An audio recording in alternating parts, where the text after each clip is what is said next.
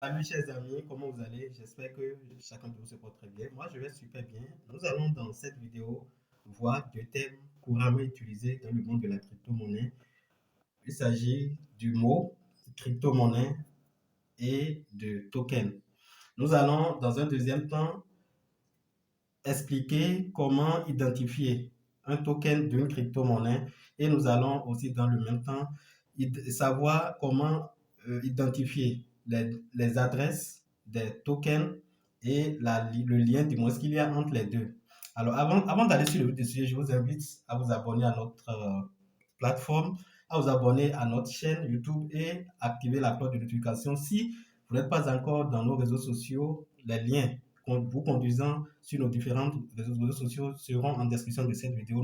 Vous pouvez nous rejoindre dans notre communauté pour avoir des informations liées au domaine et de la crypto-monnaie à tout ce qui concerne son investissement. Alors, c'est quoi une crypto-monnaie et comment ça fonctionne?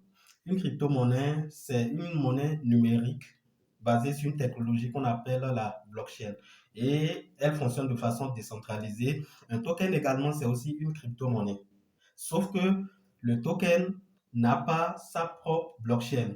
Et évidemment, comme par exemple quelqu'un qui a loué une maison, la maison louée constitue la blockchain pour le locataire. Donc, si on prend le locataire comme étant quelqu'un qui est le token, c'est-à-dire quelqu'un qui est venu louer la maison, le token constitue le locataire et la maison constitue cette fois-ci la blockchain. Alors, comment identifier maintenant les deux? Lorsque vous entrez dans votre portefeuille, ici nous sommes en train d'utiliser le portefeuille le plus utilisé, Trust Wallet. Lorsque vous êtes dans le portefeuille, et vous voulez voir si une pièce est un token ou une crypto-monnaie, vous cliquez sur la monnaie. Je prends par exemple le Bitcoin. Le Bitcoin, regardez, vous allez voir que en haut et totalement dans l'angle gauche, vous avez coin. Donc, si vous voyez coin dans l'angle gauche, ça vous dit simplement qu'il s'agit d'une crypto-monnaie qui dispose de sa propre blockchain. Et on a la possibilité de tokeniser une crypto-monnaie. Donc, quand on prend le Bitcoin, qui est la monnaie mère, on peut, disons, cette monnaie a été, disons, tokenisée dans d'autres blockchains. Donc, c'est ainsi que nous avons, par exemple, le Bitcoin. Je vais chercher rapidement. Je mets BTC. Je mets B. Je vais encore en arrière. Je mets BTC.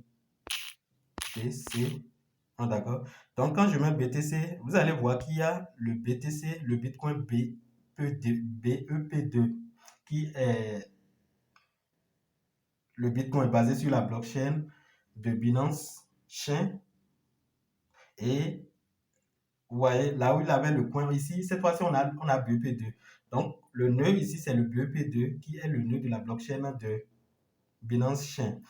Et nous avons également le Bitcoin BEP20 ici. Vous voyez, donc on a le BEP20 qui constitue aussi le nœud d'une blockchain.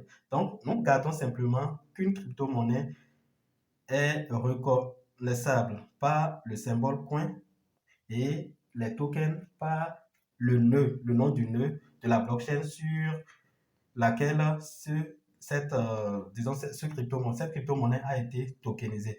Donc, nous avons le Bitcoin, l'original, le nœud natif, l'original, le coin principal. Nous avons le BEP2, nous avons le BEP20, nous avons le TXC20 et le nœud de Polygon, le nœud de plusieurs crypto-monnaies dans lesquelles on peut, disons, créer, d'accord, ces tokens. Alors, lorsque vous voulez identifier un token dans le portefeuille, vous allez voir que les tokens, c'est déjà bon, le token ne contient pas le coin. Donc, si vous voyez par exemple coin, c'est une crypto-monnaie, mais si vous ne voyez pas coin, vous voyez par exemple les symboles comme BEP20. Comme ici, vous avez BEP20. Dans l'angle droit, je vous montre ça rapidement. Vous avez BEP20, ça veut dire que c'est un token de Bitcoin. Donc, le Bitcoin aussi a un token qui est sur le nœud de Binance Smart Chain, qui est le BEP20. Alors, je prends un token proprement dit. Je prends par exemple l'exemple de Freecoin.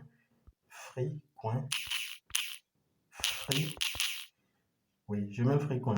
Alors, Freecoin, c'est un token qui est basé sur 3 différentes blockchains qui ne l'appartiennent pas. La crypto-monnaie, disons le token, a été créé sur une blockchain au départ et a été implémenté sur d'autres blockchains. Donc, ici, nous avons le BEP20 qui est un nœud de Binance Smart Chain sur lequel le Freecoin a été créé. Donc, ici, nous avons le Freecoin BEP20 dans l'angle, il faut toujours regarder dans l'angle gauche. Nous avons également le Freecoin, le TRC20, voilà, j'active ça rapidement.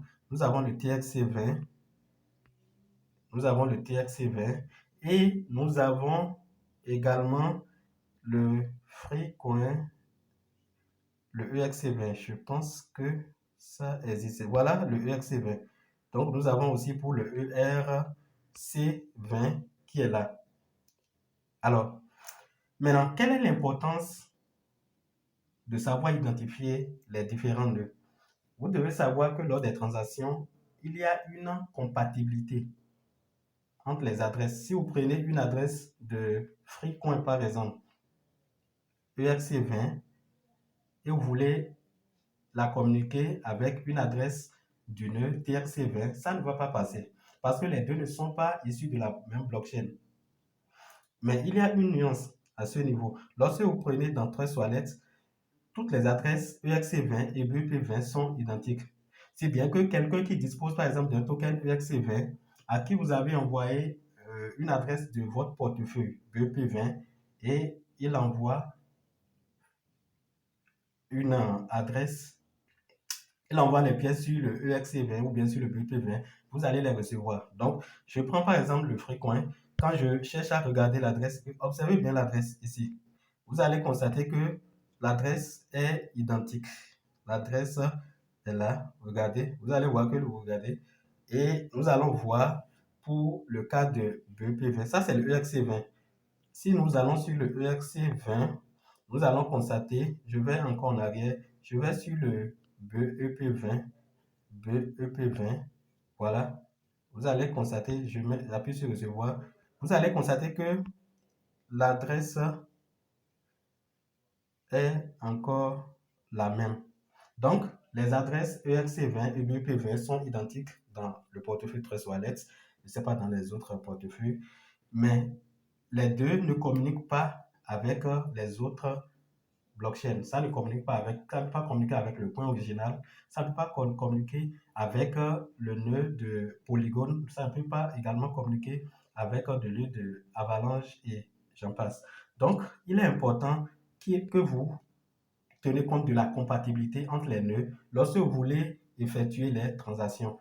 BEP20 contre BEP20, ERC20 contre ERC20, un coin contre un coin et tout se passe bien. Si lors des transactions, vous faites l'erreur d'envoyer deux nœuds incompatibles, vous allez perdre simplement vos fonds. Si évidemment la transaction passe, vous allez perdre vos fonds et ça entre en formation. Voilà l'objectif de ce tuto.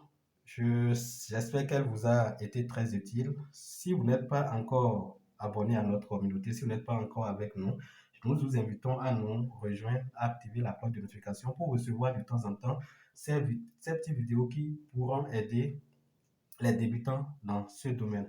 Nous allons nous arrêter là et on se dit à la prochaine vidéo. Ciao.